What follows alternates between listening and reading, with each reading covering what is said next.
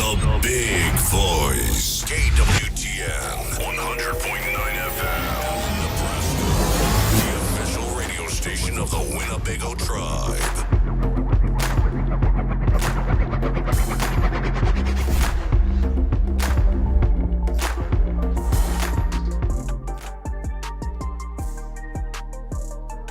KWTN 100.9 FM. Welcome everybody to Winnebago Talks. We are live in location at WinnaVegas Casino Resort.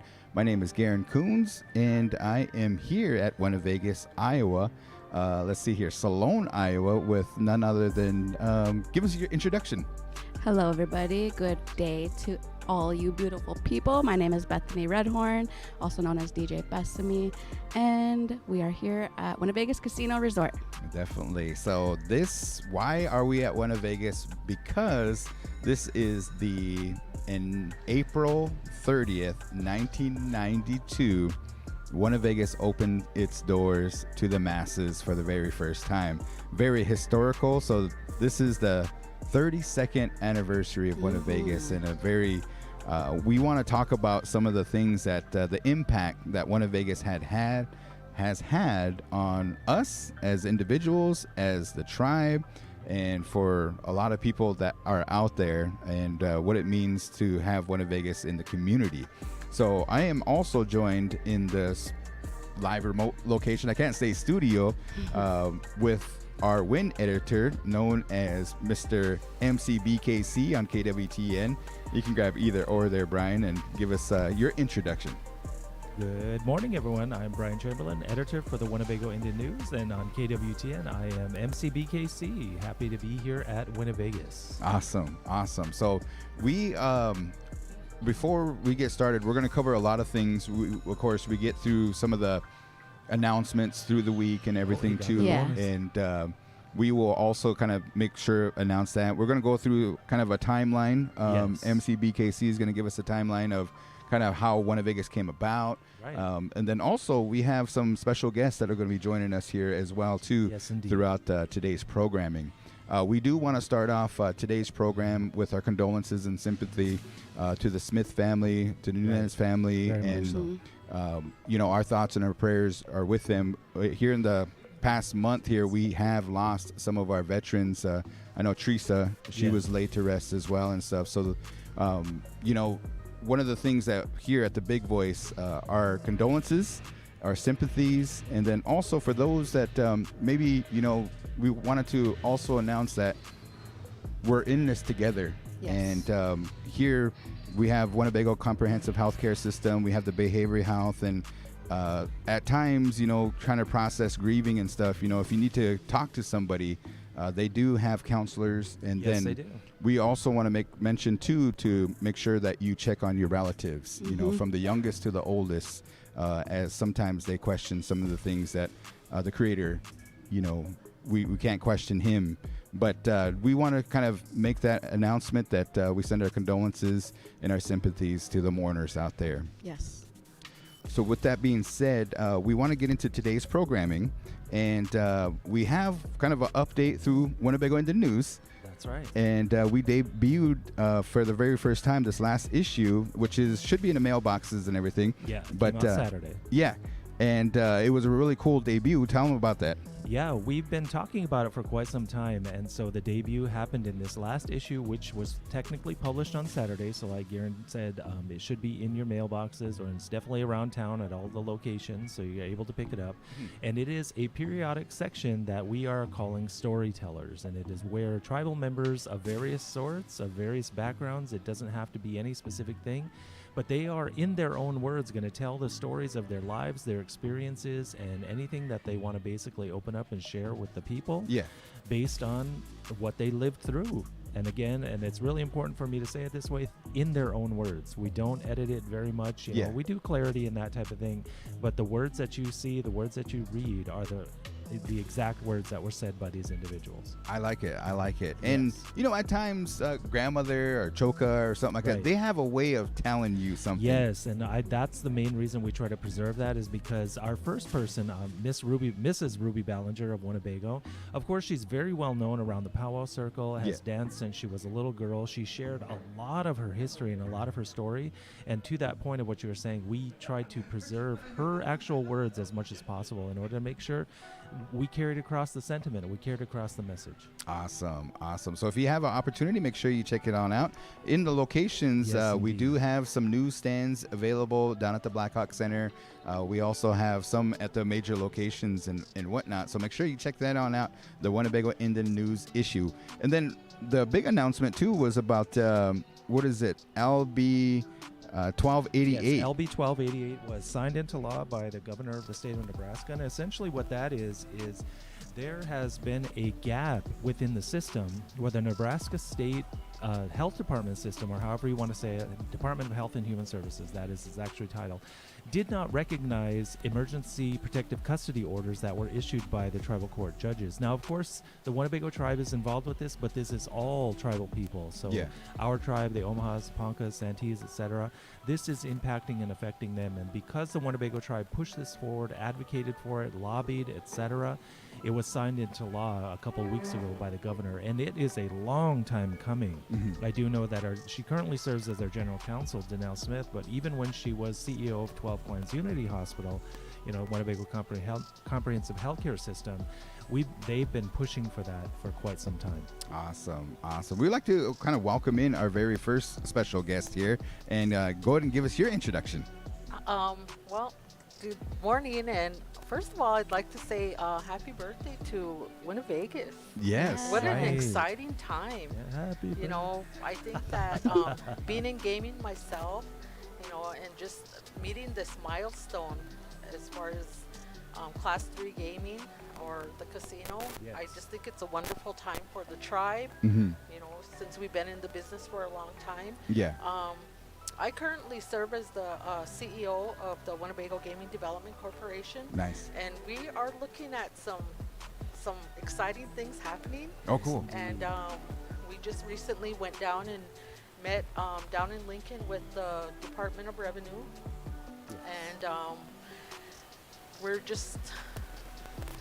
A historic meeting took yeah. place just last week. Yes. Exactly. And we'll kind of debut some of that here. So But that will be covered in the win as well. okay, Yes. awesome. We'll have to look forward to that. But Yes. Get into a lot of that detail whenever you guys want or whatever. but Yeah. Even with WinnaVegas here. And I'm glad you said that too, because I kind of, for some reason, you know, we're here at WinnaVegas and I'm watching these guys playing, and that guy is continuously hitting this bonus. Oh, cool. And so it's like, hey. The machines are hot. Yeah, so, yeah. yeah, we are live in location. This is our very first. What would you say? Live remote Yeah, show. live remote Exactly. show, and it's a historic day for WinnaVegas Yeah. itself and the Winnebago tribe in general. And one of the things that we wanted to do as a non-commercial educational radio station is tell the good folks in Siouxland, and then those that people tune in.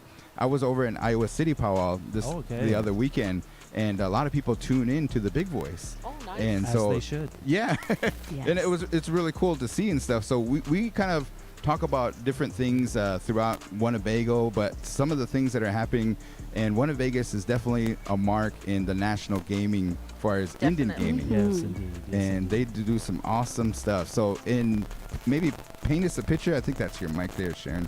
Maybe, let's see. Maybe it got a bad chord, but let's try that. A lot of hiss. Test. There you go. There you Okay, go. It sounds better. It's the we're talking about the old school and stuff. You just never know. Nah.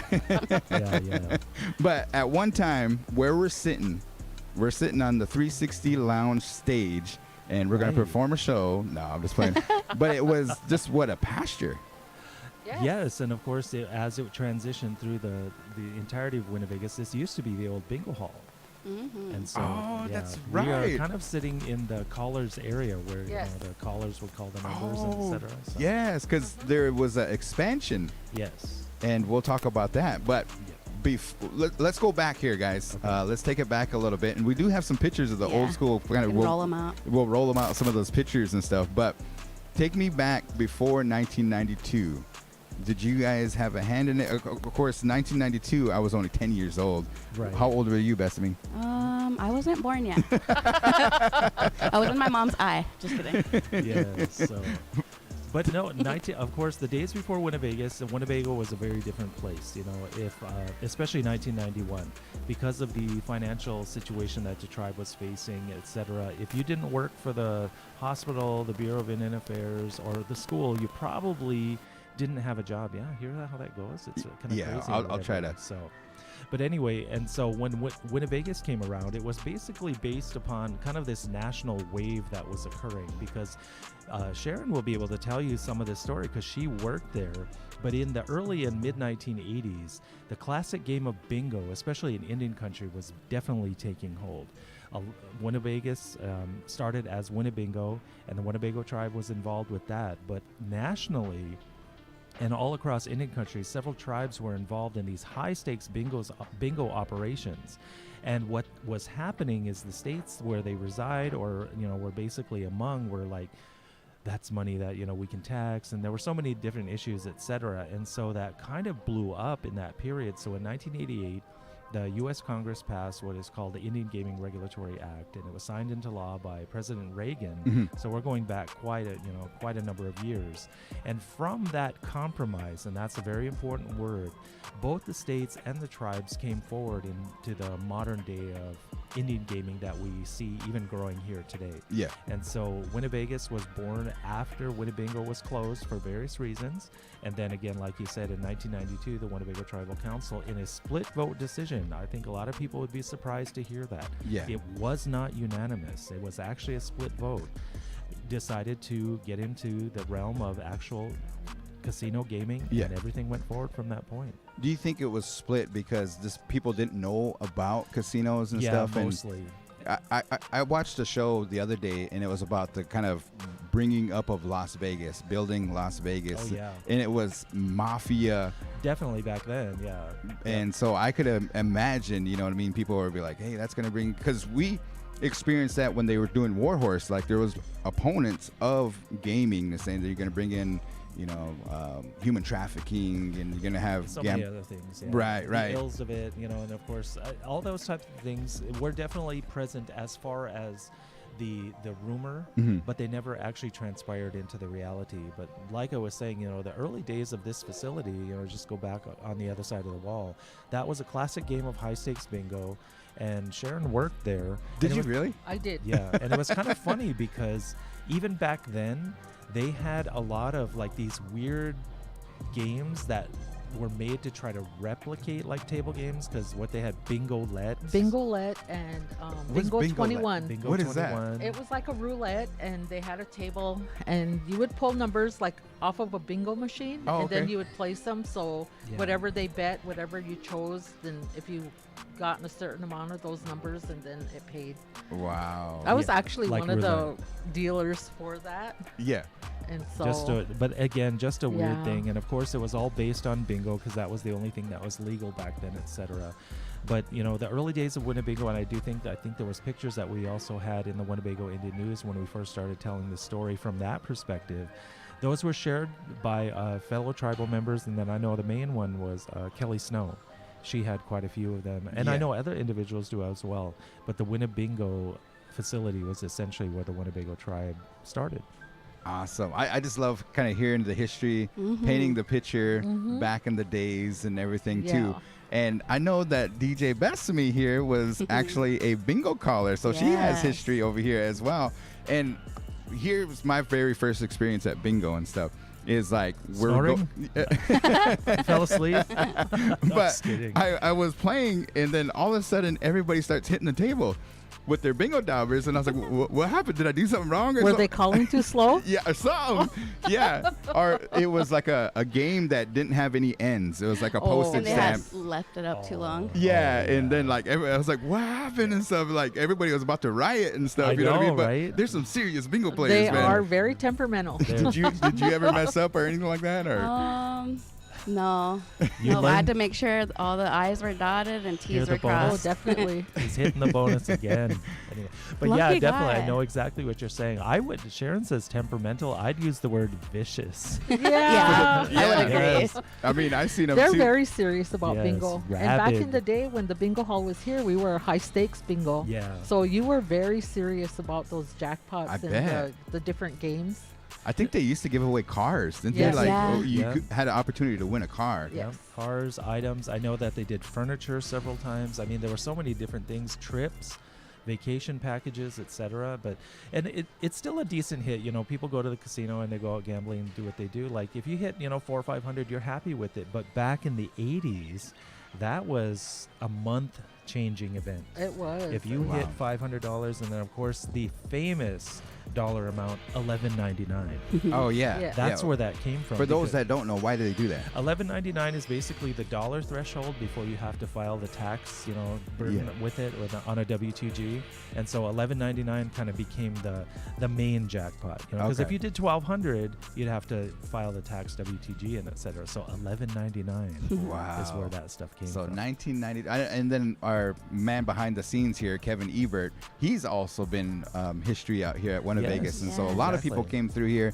I played my very first poker game out here at Right. WinnaVegas, and Right. they used to have poker. I think a rumor and stuff. Maybe we can ask the GM or maybe Keats, but poker might be coming back Ooh. here Okay. at WinnaVegas too and stuff. But I know a lot of people enjoy the game and stuff. But yeah, we got a guy over here that is going nuts over this slot machine and stuff. We might have a actual filming of a jackpot or something like that as time Maybe. goes on. But let's go back to Uh-huh. WinnaVegas, and then do you remember like it wasn't in this building? No, because Winnebago had closed down, and of course it was in the facility that the main part of the casino is in. In the early days, the Winnebago tribe opened modular trailers, which were essentially gutted. These double-wide trailers, and then they were daisy-chained together, and that is where WinnaVegas began. And of course, we're going back even further because the machines at the time, they weren't ticket machines. They were all coin-based. Okay. Tickets existed, but they were very, very rare because the technology was still dawning. So you would have Yes. 100 like Yes, million nickels, pen- nickels. You would They drop didn't actually do the pennies coin. here, but nickels, quarters, even dollar pieces, So to put the money in, did you have to get quarters to put Yes, Yes. just Wow. literally endless amounts of rolls of quarters, and your hand would be black from the metal. And a lot of people would they would wear gloves and whatever, but Yeah. and then the buckets of coins, and then of course the hopper and all that kind of stuff. And shout out, because The hopper.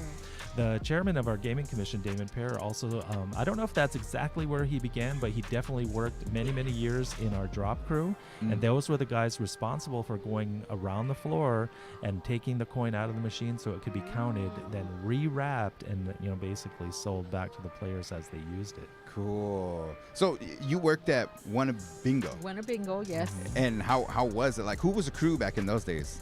Oh gosh, I remember I worked with Juanita White Beaver. Uh-huh. Yeah. She was my supervisor, and Nyla Solomon. Wow. Oh, shout And out to so we Nyla.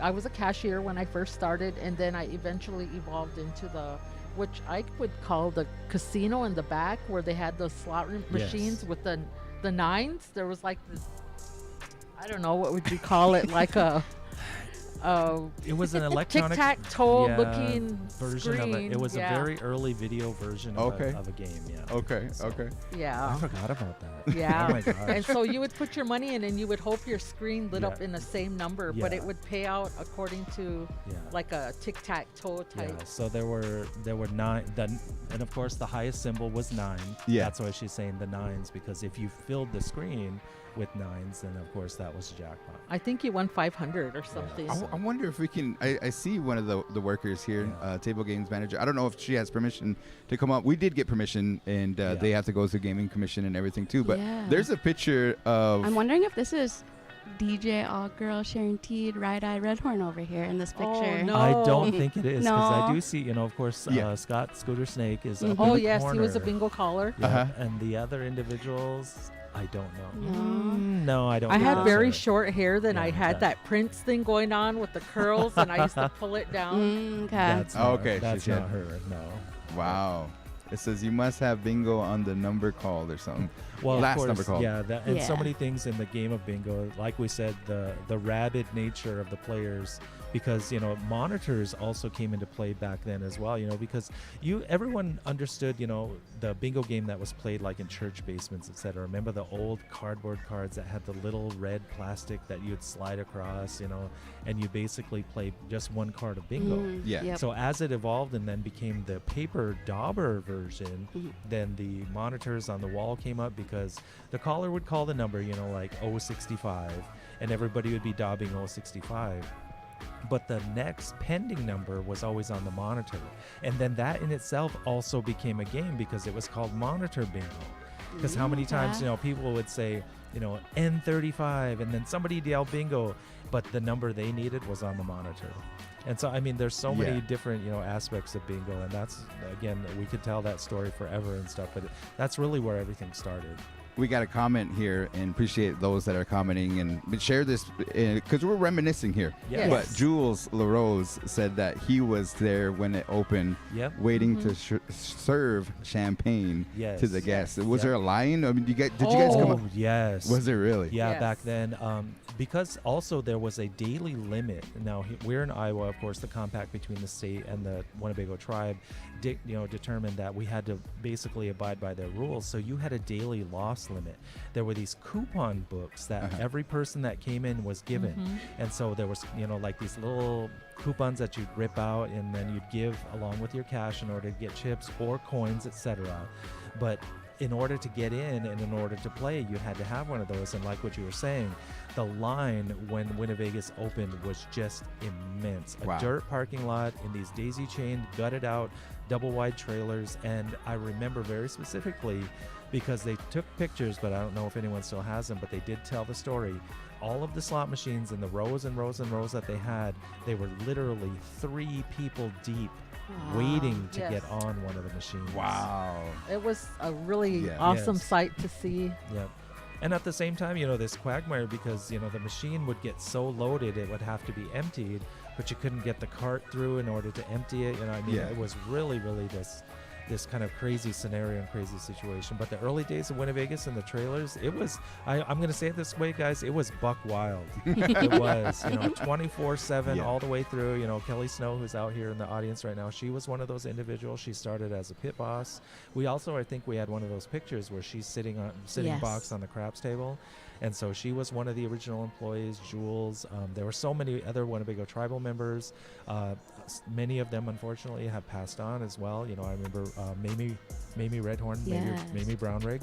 She was one of the originals. Heather Little Thunder. God, who else was it? Ray Thomas, who is still here. Yes. And then, of course, the bar crew, that Jules will know. Tara Sullivan. She's still here. Is she still here? Oh, my gosh. And so many others. So many others. Wow. So let's talk about a little bit as we kind of start getting some of the money and the revenues coming in here to WinnaVegas, and the tribe ends up diversifying. Yes. And to kind of tell a little bit about that, because out of the entity, a major entity is born from some Exactly. of those revenues of WinnaVegas. Yes, the Winnebago Tribal Council that was in place at the time, of course, the treasurer was the late Mr. Victor Bird. And being a former Tribal Council treasurer myself, I learned from him quite a bit, because he is literally the architect of the modern tribal financial system. Because prior to that, the tribe had some money, but nothing of this scale. So the council put a lot of faith and a lot of trust into him, and he basically set up and established the system that it still operates with today. Now, of course, there's been updates, tweaks and etc. But Victor had the vision to make sure that the Winnebago tribe didn't place all of its eggs in one basket, so to speak, and began the process of, again, diversifying away from just having a revenue stream from only one place. Because I think the story is that we seen that the riverboats down in Council Bluffs and in Sioux City were coming. Right. And so from that, they decided to put some in the portfolio. Yes. And then also some into HCI and diversify. And then you see how HCI has grown. Yes. But it wouldn't be for, if it wasn't for WinnaVegas. If it wasn't for WinnaVegas, HCI would never have existed. And to become the entity now. And then kind of to think about and fast forward here, WinnaVegas ends up doing Warhorse and stuff. And it's just, man, it's really progressive HCI. how HCI Yes. it does the Everything Warhorse. came And, full circle. right. Yes. Right. and it's pretty interesting how that works out. And they're going to have their grand opening here pretty soon down in Omaha, and then also the Lincoln permanent. Permanent structure. Yeah, permanent structure is going to be opening here too. So very exciting in the gaming world in the Winnebago tribe. So as we kind of go through, I know that here at WinnaVegas, we went through some trial and tribulations, and we talk about the flood. The flood, yes. You guys remember that? Yes, in the end of my first council term in 2011, the Army Corps of Engineers basically over or underestimated, that's probably the better way to say it, the amount of rainfall that occurred that year. And so of course the dam system all along the Missouri River was basically not put into place in the way that it ought to have been. And so of course the most southern dam, which is Gavin's Point just outside of Yankton, South Dakota, was basically bursting at the seams. That was the most water. We went up and watched it. I remember that. Man. They had every single one of the floodgates open. Now not open all the way, but that water rushing out of there, it was a sight to see. That's crazy. And so as the rains continued and continued and continued, plus the snow melt, it basically was the perfect storm, and the Missouri River flooded. And as that summer season moved forward, the Missouri River basically reclaimed its previous path. Now, of course, the channel was created way back, at the, when did they start doing that? In the 1930s, I believe, and went all the way into the 60s. But anyway, because there was so much water, Winnevegas was turned into an island. But to that point, it was a scary time, but the Winnebago tribe knew it was coming and enlisted the help of the roads department, physical resources, and they basically were able to salvage and save the operation from being flooded. Wasn't we just now starting to build the hotel at the time? Yes, we are also in that process, because again, that was in my first term, and we were pushing that as hard as we could, but unfortunately construction had to stop. Everything was basically put on hold because Winnevegas became an island. 2011, wasn't it? 2011, yes. Ashley was a poker dealer, and they came in, and then she wanted to get some hours and stuff because they didn't know they're going to go furlough or you know what I mean. And there was no business, but they had to end up putting the chips away and making sure that they're in the storage and everything. Yes, the council met that morning that it was happening because the Army Corps was steadily increasing the releases from Gavin's Point. And so this is something I always like to put out there historically. When whatever the measurement is, I think it's like 125,000 or whatever gallons per second or whatever it is, 125 was the number that flooded Winnevegas. So prior to that, of course, they were doing 80, 90, 95, 100, even 115. The river was high, but it didn't flood. But it was when they got to 125, that's when the flooding occurred. Dang. And then from that, she ended up coming in, and then when they spent about maybe 3 hours doing that. But on the way out, it was already on that road. Exactly. The water was starting to come up. And I was like, I was thinking it's coming from the river, but it was actually coming from the ground. It was both, Garan, because you could start to see the flow as well. And like I said, the Winnebago Council met out here in I think it was in the restaurant area, and we basically had to decide, are we going to close or what, what's going to go on? And of course, the council voted to close, safety, etc. Like the grounds crew had already begun building the dirt berm, etc. But exactly like you said, when I drove here, the road was dry, but when we left, you could already see the flow begin across the road. Just crazy. East of the building. That is crazy. So then fast forward, I know that every year, Winnevegas, we want to send a shout out and appreciation to the previous workers, the former workers, and the current workers, because a lot of times the homecoming celebration, Winnevegas is the one that really kind of puts up the money for that homecoming celebration that happens and stuff too. So thank you to all this and that and stuff. But Sharon, I know, let's get into like just some of the news coming out of the gaming world here on your side. Since the opening of the Warhorse and the Class 3 compact that they were able to do with the state of Nebraska, as a Class 2, we are starting the process ourselves.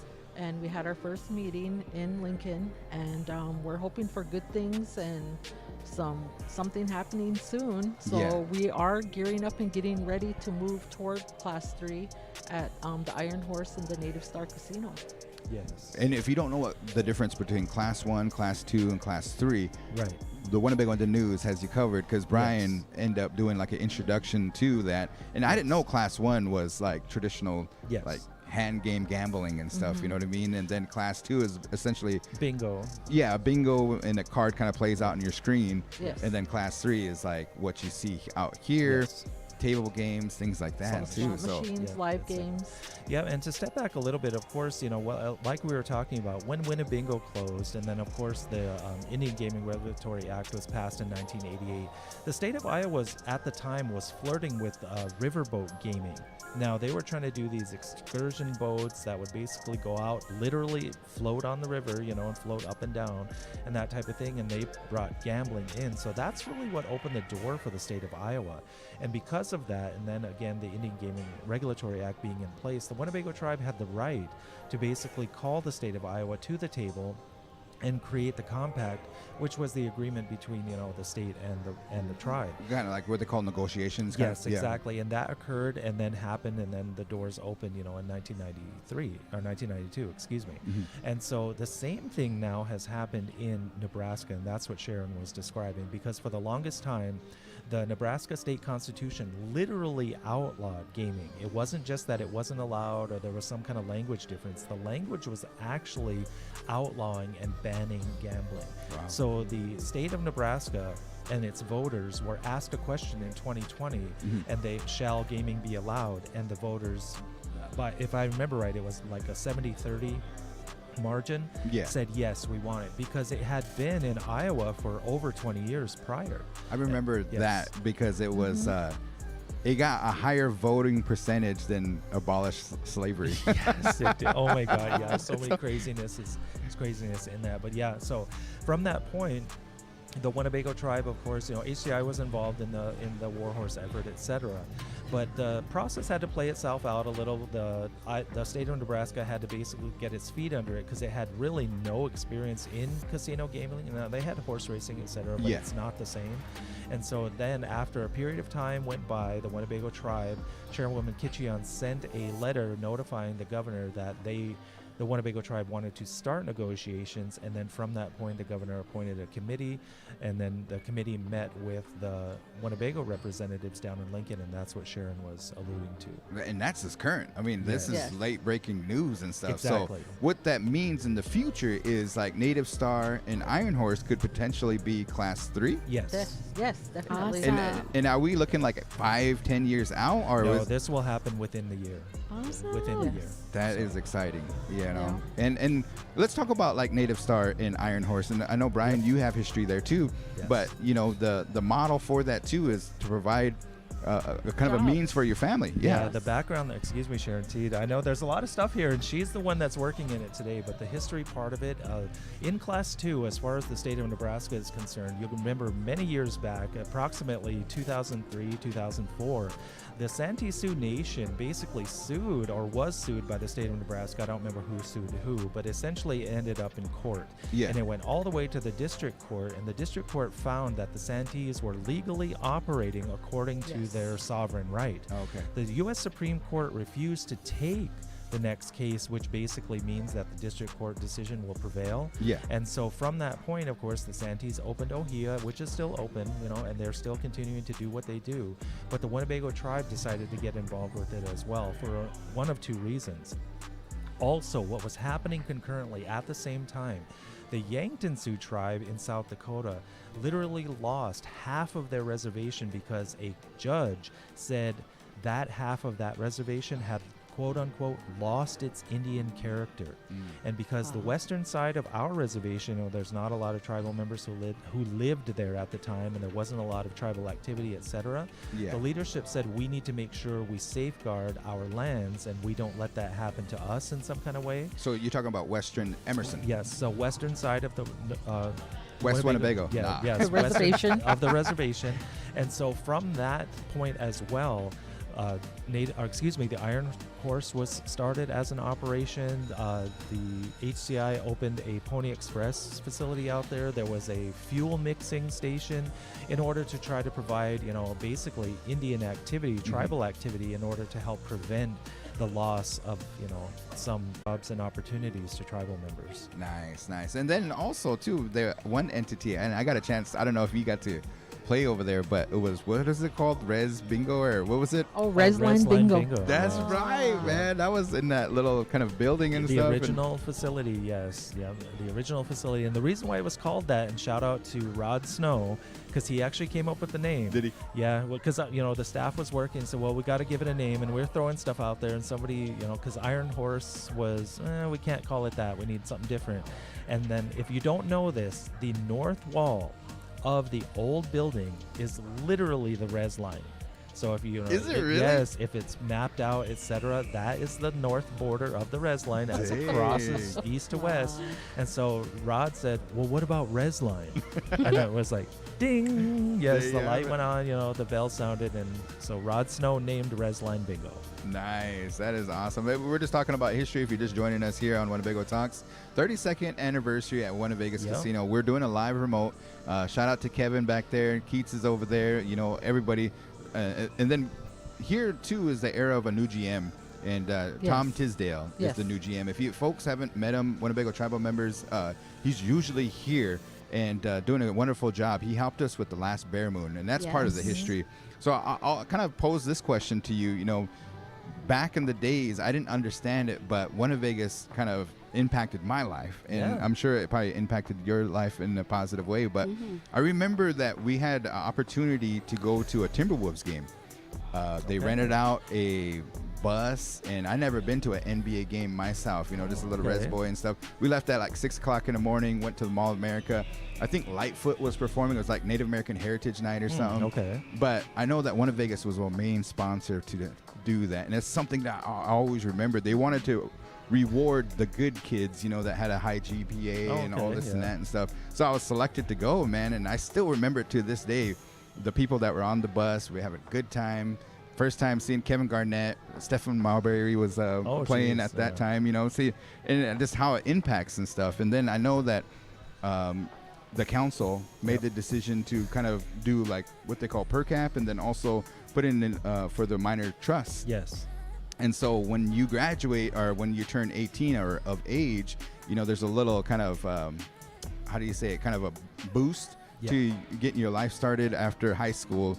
And that helps out with cars, and a lot of people go to college and things like that. So that was pretty cool and impactful. But I guess best of me, WinnaVegas itself, how has it impacted your life? Well, I actually this was my first job when I came out to work at the Bingo Hall. Was Wow. it really? It gave me like the introduction to kind of adulting and working and all that good stuff. So and then I also was able to partake in getting my jump start after I graduated from high school. So very appreciative of that, and just all good things. So Definitely. How about you, Sharon? I think like starting with Winnebago, I actually was in gaming before that. I worked at Atticad as a cashier with the horse racing. Yes. So I have horse racing background too.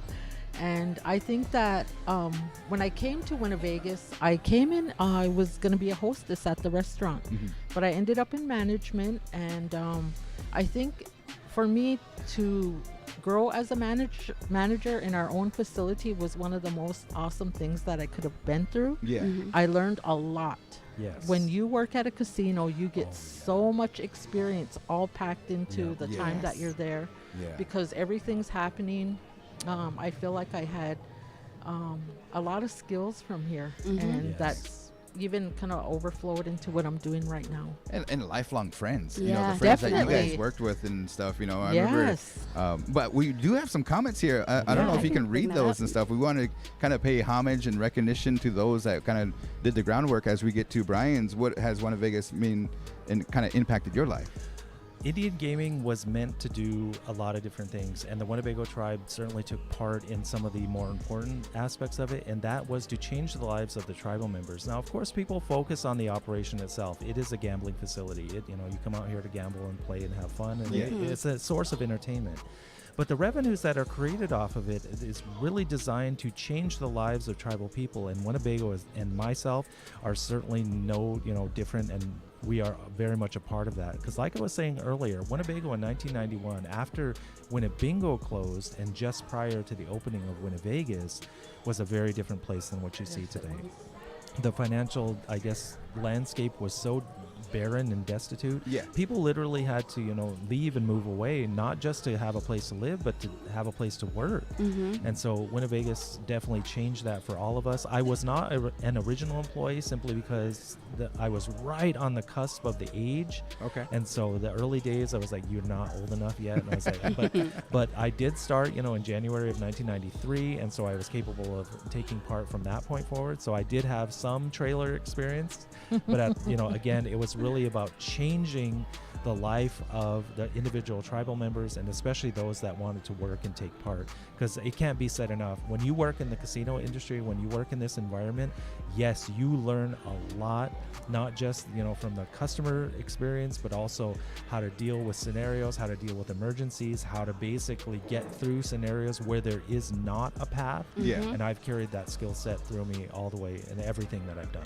Yes, So definitely. I'll tell you guys a little story about the modulars, and well, let's read some comments here before Yeah. that, then I'll tell my story. But So go ahead. we have Teresa Parker. She said, I remember opening Yep, day. I yes, actually yep. worked the nights, was a blackjack dealer, was the Yes. funnest job.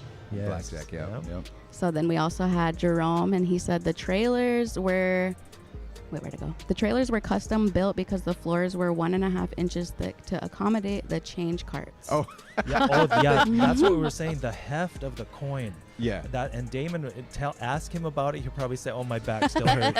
And then also, on the council, Coley Brown was also in that field as well. They had to lift the coin. They had to, it was heavy. Oh my Ooh, gosh, I can imagine. heavy, heavy, heavy.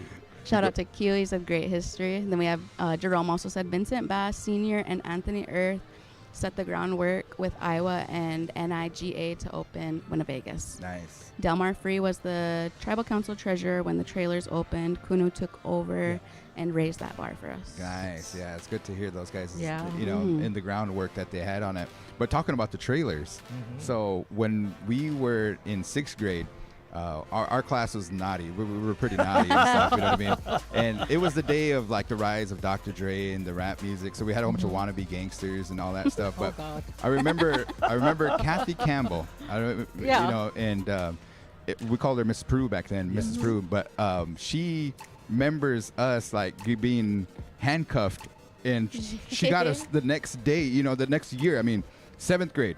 So the 7th grade class was the naughtiest probably in history of Winnebago and stuff. But they end up getting this permanent facility Yeah. and taking those trailers and putting them over in Oh, Winnebago. yeah. I remember And they that. put the 7th graders out there and the 8th graders out there away from everybody else. So I have history in those trailers. Not the Winnebago's history, but The after, Yeah. the second life, because also, MC Delight Delia also works, with Sharon, and she worked for Little Hill Daycare, which was also one of the Oh, lives of the trailer. it was, yes. Yes. I remember that. Yep. So they had multiple past or afterlives, however you want to say it. And the little what was it called? Little Bear? Little Hill. Little Hill Yes. Daycare is where the big screen is now. Yes, right. Yep. Crazy to bring up that history and stuff. Yeah. Yes. Delight would tell you the story of, what was it? She said something about crashing into empty water bottles or something like that. I don't know. I don't She's know. looking at something else right I now. don't know but what ask she's her talking about about. it. 'cause She's she'll- eyeing one of these She'll slot tell you. machines. She'll tell you. But anyway, yeah, the trailers had so many lives. Of course, WinnaVegas was the start of it, and then they were moved to Winnebago. They were turned into educational sites, and then a daycare. They went to St. Aug's for a while Yeah. as I think Really? it was their So many museum different and things, yeah. classroom Wow. for their junior high also. Made got good their use. mileage, yeah. Yeah, Oh, yeah, they got the- made good yeah. use The of people them. got their money's worth out of that. And then recently too, I know WinnaVegas has held like some of the, history making concerts in the area. Oh, Definitely, yeah. definitely. Yes. And I always remember my dad got to open up for Smokey Robinson. Wow. And that Nice. was a nice feat. Him, Kurt St. Cyr and the Calico Cats. And then it was Brandy. And Oh, then it yeah. was Smokey Robinson. I had that up and too. that was what a great, I think Jerome took that picture there and that was a good shot and stuff. But Toby Keith, who just Yeah. recently passed away. That was a huge concert. They had Foghat. When we came in here, Kevin and all those guys are like, man, there's some good music in here. It was Foghat that was playing Slow Ride. You know, it was good. Nice. And then we used to dance, the Many Moxons Yes. dance troupe when it was Riverfest. Or was that what it was called? Riverfest? Yes, or Riverfest. A lot of different names. Yep. Riverfest. When Randy Travis was here, remember you guys opened for Randy Travis? That's right. That's right. And his manager and his wife or something like that, she was kind of not the greatest, friendliest person and stuff. But yeah, Randy Travis and Loretta Lynn was out here. Yeah. yep. So yeah. many musical icons. Luke Bryan. Yes. Was he really? Yeah. Yeah. I didn't in know his that. early Early days. days. Wow, that is cool. And we're gonna put our request in for our anniversary. What do we call it? The Big Voice People's Choice Awards. Yes. Yep. Oh yeah. Yeah, we're gonna ask them to bring in Ashanti, but after she has baby, you know what I mean. But nonetheless, man, I think we appreciate everybody coming on out and supporting WinnaVegas. I know that it has an impact on the Winnebago tribe wholeheartedly. Absolutely. And in the future, I know that they talked about expanding. I know that they're always trying to do something. They kind of have that executive team in place now. Tom Tisdale. We got to meet, I think, Petra. She's the marketing director now. And Oh, But okay. Dina Yeah. Whistler, marketing manager, she's been here for many generations and put Since on the beginning? Yeah, a lot of. She wasn't an original employee, if I remember right. And she'll probably tell you this story. Dina was one of the ancillary, if I remember, kind of services. She was a limousine driver. Wow. Now, she may Oh, have I done remember that. other activities, and, again, that's her story to tell. But, again, working with them in the beginning days, because she would bring other people that would take limos from wherever, and they'd come down here and spend their time and do whatever. But, yeah. the Wow. whole decor, the whole setup here. I don't know, Ken, if you can get a shot at it and Yeah, stuff. give us a but wide shot. Dina, she opened up, the doors for us to Oh, come on nice. here Very on the nice. 360 and everything too, and she does wonders, man. I Yes. mean, the whole kind of setup out there in the front and talking about the promotions and the wheels and all that stuff. You know what I mean? She does a great, excellent Even during job. the last Bear Moon, she came and hooked us up with some decor. She did. That was awesome. And speaking of Last Bear Moon, that's what WinnaVegas brought a lot of the nations here too. That was Exactly. That was you guys, the committee, Garan, you guys were very much involved with that, of course, and Yes. stuff. That was an amazing event, and I was so glad to see it return, especially post-COVID. Right. Because so many people, lost out on the opportunity, and like what you guys were saying amongst the committee, and if you don't mind me saying this, it kind of opens the door for the season. Because winter is not, there's powwows, but it's really not the heavy time. Yeah. But the last Bear Moon's kind of the first one out of the gate, and if you didn't have a chance to come out here, you definitely need to come next time it's had, Yes. because that was an amazing event. So many people, so many dancers. I mean, I got to say it again, the men's woodland blew me away. Uh-huh. Absolutely awesome. blew me away. Yeah, I it loved was. it. The spotlight dance, wow. Yes. Wow. All right. Well, with that, do we? I don't know if Kevin, do you know if Keats is willing to come on up here? I would like to kind of get a couple words with her. Well, real quick, while we're checking on that, we had Doreen. She commented on here and she said, when I sold the change and people had to use those coupons, some lady handed me their food stamp book on accident. Yes, because When they used to print them. Yes, because they were coupon books, and they were perforated, and they were in different denominations and stuff. And people would actually be trying to buy them from people, because somebody'd come in, they'd play $10 and throw the rest of the book away, and they're like, no, because they wanted to play more. And you only got, I think, one per 24-hour period, if I remember right. We're Yeah. talking about the coupon books, but I'll let Kelly get in here and tell you some of that story. Okay, Yeah. cool, awesome. Also, want to give a shout out to Savannah Berlin Anderson. She said, bring back Riverfest. Oh yeah, Oh, that I was know, Mhm. definitely. something to look forward to. And I remember way back when they used to have a powwow outside in September, Yeah. and they used to bring in like a lot of head staff and some premier drum groups and stuff. I think it went on for like 2 years, and then they decided to kind of move away from it. Wow. And so that's why Last Bear Moon's kind of in the event center. Yeah. And then, everybody was like, well, we were having 2 powwows. There's the homecoming celebration and things like that too. But yeah, nonetheless, Before we get into this interview, do we have any other announcements happening the rest of the week? I just wanted to give a shout out to Coach Q and B Love, Buffalo Bass, and Quince Bass for their exclusive episode yesterday of the Big Voice Sports Talk Show. They had Carlos Trinidad Snake in the studio. Oh, yeah. So we do have that available on our Facebook and YouTube. If you missed out, you can go watch the replay for that. But he does have a big fight coming up. It's going to put him in the shot for the title. Oh, He's the main nice. event, and so make sure you go check that out. We'll share some stuff on our Big Voice page as well. But the fight is on May 17th, and it'll be in Omaha, Nebraska. Oh, cool. May 17th. We're there. We're there. Mhm. Go ahead and pick up that mic there and go ahead and give us your introduction here. There's a switch on it, so there you go. Oh, I'm Kelly Snow. I'm the table games manager here at WinnaVegas. Thank you for joining us here. Good to be here. Keats, and how long have you been the table games manager? I started December 2018. Nice. Yeah, 2018. So a little and over then, 5 years. and then you were here back in 93? 92, yeah. We started, I was here on opening day. I think we opened at 2 p.m.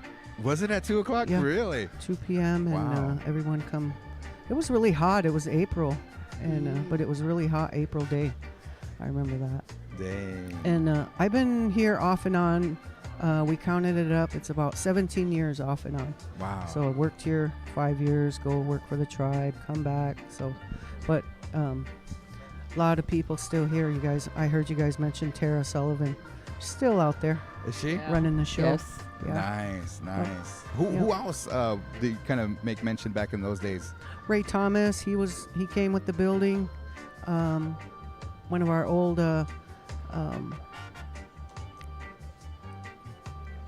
Kevin? No, Kevin wasn't here. Kevin's been here a long time. Yeah, he though. is. Kevin is one of the longer ones. Myself, I started here. They're kind of starting to Yeah. kind of Young from the food and beverage. Oh yeah, Young's still here. Shanadine. I She's remember been here. when I first started, I had my coworkers were Lorna Snake, Monica Flores, Teresa. She mentioned herself. Mhm. There's a lot of younger ones that started. Jules was one. He was cocktails, and then he got into poker. So it's been a lot of people that come Mhm. through. Keats, we're going to have one of the largest class graduate from Winnebago Public School, and they're going to. Bethany was talking that this was her first job, Yeah. being a bingo caller, working for WinnaVegas and Yeah. stuff. For those that are out there thinking about, working into the gaming industry, why do you like working in this field? Oh, I learned a very good trade coming up. I was always told if you can deal cards, if you can pour drinks, if you can make coffee, you can work anywhere in the world. Definitely. So as a young person, you can't just set your sight on one career. You really have to have a lot of things going on in your life because you always need extra money. Yeah. We have some career people out there work with colleges, NICC, but he works here part-time dealing. Yeah. So it gives him an opportunity to make a few extra dollars. And, when you're taking care of your family and when you're doing things for your, your children, Yeah. it's important to have all kinds of options. So you're going to have a lot of careers throughout your life. Sometimes you may not always like what you're doing, but always think about who you work for. Yeah. And you may say, oh, I work for Kelly. Oh, I work for Sharon. Oh, I work for Garan. But in all actuality, when you go home at night and you see your spouse and you see your children, that's who you're working for. Yeah. So sometimes you're like, I don't like pushing this cart around, but gee, I like the money. Yeah. So as a young person coming up, dig in and find these different careers, Yeah. There's always barista jobs open. There's always table games jobs open. There's always, bartending, Yeah. all kind, giving people, those massage things. Yeah. You can get a certificate in that when you're 16. So Yeah. when you're going to college or a trade school, you can work anywhere. That's nice. Yeah. Yeah. Doing definitely. nails, that's another thing. So Right. our right. young people don't get set on one thing. Delve into all of them. Keep an open mind. Oh yeah. Come Keep try a open year mind. at WinnaVegas. Yeah. work yeah. here a year. Definitely. Learn how to talk to people. Anybody that comes through that door, you should be able to introduce yourself, show them any machine, any game they want, get them drinks, you know. Just learning how to talk to people is a big thing that I see for our young people. I guess I'm going to kind of pose a question, and you might have time to think about it here, but over the course of the years that you worked here, do you have a favorite memory? Maybe you met a celebrity, or maybe there was a customer that kind of impacted your life or anything like that. There was one time my car broke down, and I had to catch a ride back into, I think it was I had a red Ford Probe, and my alternator went dead because the lights kind of would, and I broke down out here. So I had to hoof it back in, and then one of the workers here gave me a ride back to Winnebago. And I always remember that, you know what I mean? It's kind of like family and, you know, trying to take care of one another and everything too. And then Leonard Zach is the one that put the new alternator in. Yeah. I would have to say, someone mentioned bring back Riverfest, but pre-Riverfest, our very first concert out here was just outside our kitchen doors, and we had B.J. Thomas, and that was pretty cool. You know, I always loved B.J. Thomas because my mom and dad, one of their favorite movies was Butch Cassidy, Sundance Kid. Okay. And he sang one of the songs. Anyway, when he was singing this song, I remember one of our finance lady, well, she might have been in the cage, but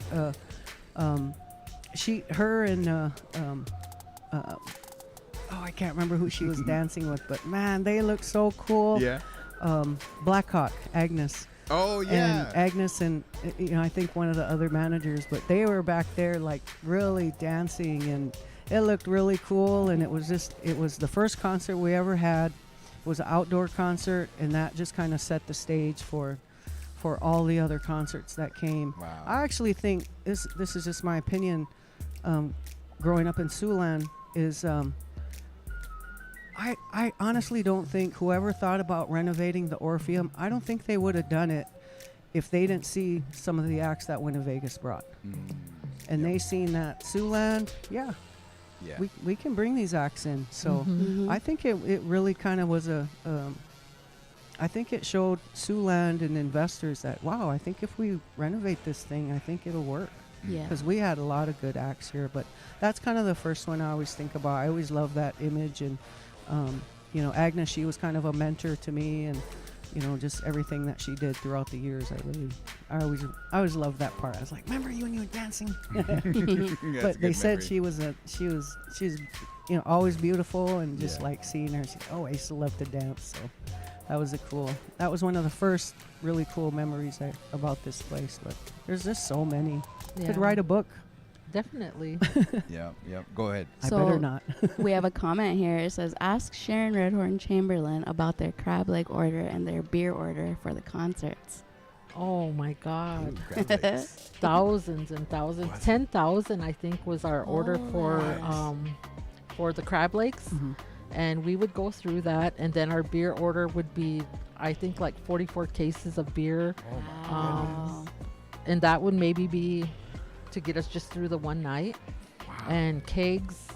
And I have to do a shout out to my old boss out here. His name is Bill Craig, Zella Craig's, I think he's the nephew.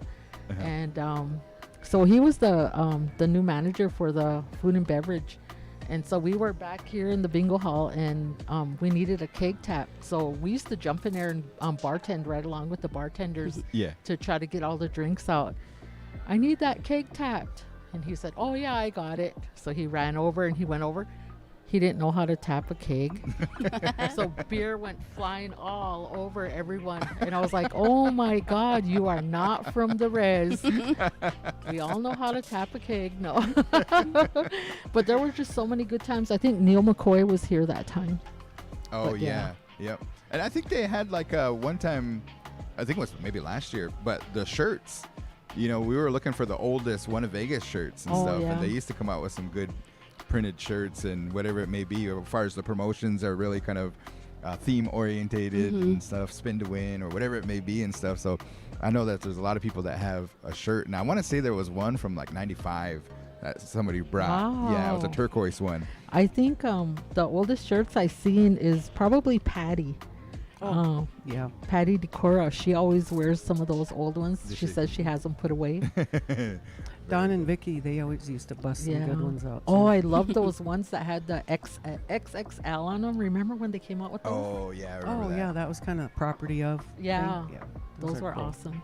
Very cool. I Very know cool. we haven't had a lot of T-shirts lately, but we did get one this year for the 30-second, just standard 30-second, nothing, and then WinnaVegas on the back. So Well, we want to say thank you to yeah. your team, Keats. The table dealers, your managers, your pit bosses, everybody that does work day in day out. And they work for you. Oh yeah. And so they do a really good job. There's a lot of I hear from a lot of customers that come down to WinnaVegas and the friendliness and just kind of having a conversation.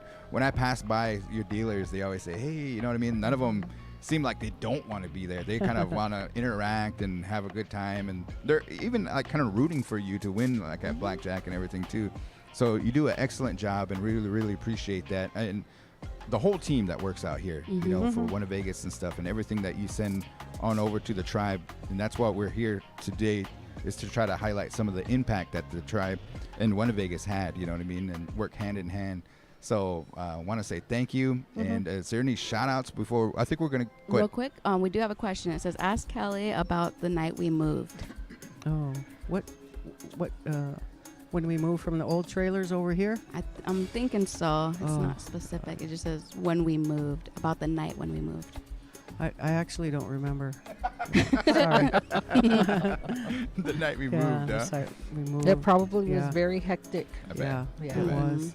It was. There was. Yeah, it was like a little. We looked like little ants, probably. Can you imagine? Very. But very- Winona Judd was out here as well. Oh yeah. Was she really? Yeah, Yep. Keeley said Loretta. Winona Judd was an I amazing think my fave outdoor was concert. Loretta Lynn. Oh, That was a very man. good show. Dang, you that guys. was. I that think was a- Chris Temptation. Isaac. Mm. I don't remember that one.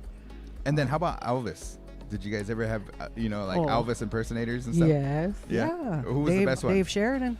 Oh, yeah, that's right. He even sang We it. used to have karaoke out here, Yeah. and And we he used to would do have it. different ones. And Yeah. Dave had, he had a great voice. I used to work with Dave in the restaurant. Oh, he would just be so fun to work with, and he'd just be serenading the Yeah. ladies. Yeah. Very cool. Very cool. Okay. Well, before we get off the air here, let's see if we can get the GM to come Okay. on up here. And I'll let him. Real quick, Keeley, we got shout out to Kelly Snow for giving my Dylan the opportunity to work in security. Her team provided excellent training, and Dylan will be on staff 3 years this summer. Awesome.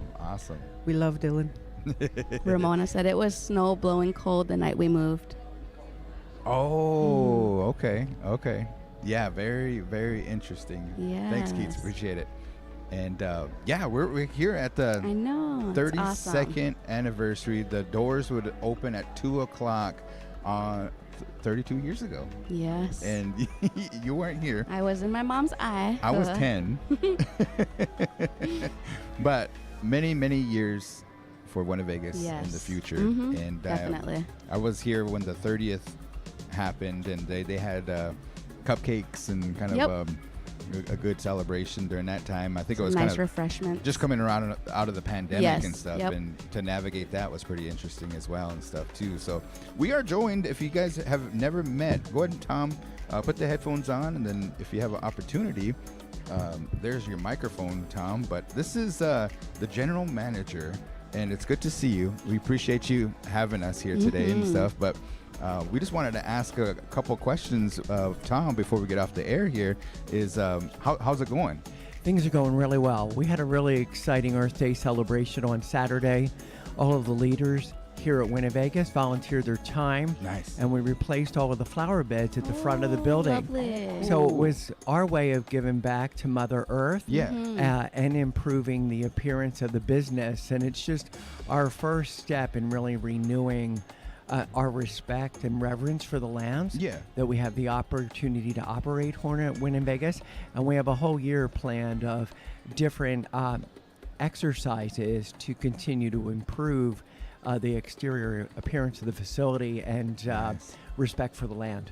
Wow. And so Tom, if you you just started not too long ago. What I did. In November, December? The end of November. End of November and stuff. And I remember last Bear Moon, you came up, you were back in the kitchen helping out and everything. But for those that don't know who you are, we have a lot of people from Winnebago tuning in, and nationally too. Kind of give us your introduction. Where are you from? You know, where'd you come from? Kind of that introduction. I've had the privilege to be in gaming for over 40 years now. Prior to having the opportunity and the privilege to serve the Winnebago tribe, I worked for the Cowlitz tribe in Washington State for nearly 10 years. Oh, nice. Assisting, beautiful country out there. Beautiful, one of the most beautiful places on earth. And I served them for nearly 10 years. Wow. And then I was helping a tribe in California, Okay. the Palma tribe in the Palma Valley, Wow. where they've been since time memorial. And then had the opportunity to come home here. My son and his family live in Brookings, South Dakota. Yep. He's a graduated of the University of South Dakota. Go Jackrabbits. Yes. So it was wonderful to have the opportunity to come back here and to do good work, to serve the tribe, and to be so close to family. Yes. It's a yes, blessing. Definitely. And I know you have some check presentations coming up, and I don't know if you kind of want to maybe... I do. Yeah, I tell do. about that a little bit. Last week, I had the opportunity to meet with Amy at Educare and tour the facility. It's an amazing facility to educate, our youngest tribal members. Yes. And then tomorrow, I'll be visiting with the Winnebago seniors. Okay. We'll be visiting with Atlas, and then also we'll be visiting with St. Augustine.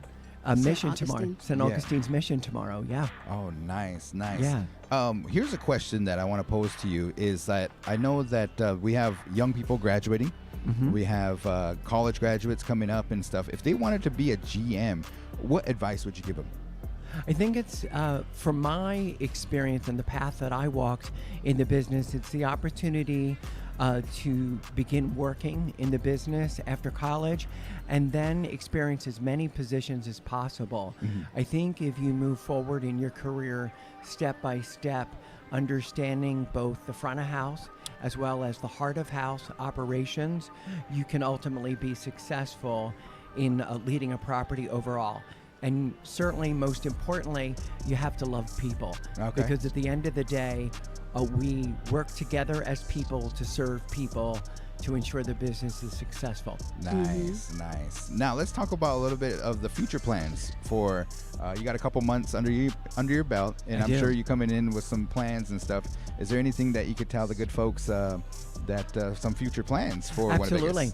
WinneVegas? We are about to embark on our hotel refresh project. The first of those projects is to replace all of the carpeting throughout the hotel, all of our hotel rooms, our suites, all of our public areas. Oh, nice. We're putting a new premium vinyl project in our elevator bays, and then we're going to continue with refreshing the wall covering, as well as new paint in the hotel connector, as well as improving the signage that our guests have so that they can navigate from the hotel to the other areas of our facility.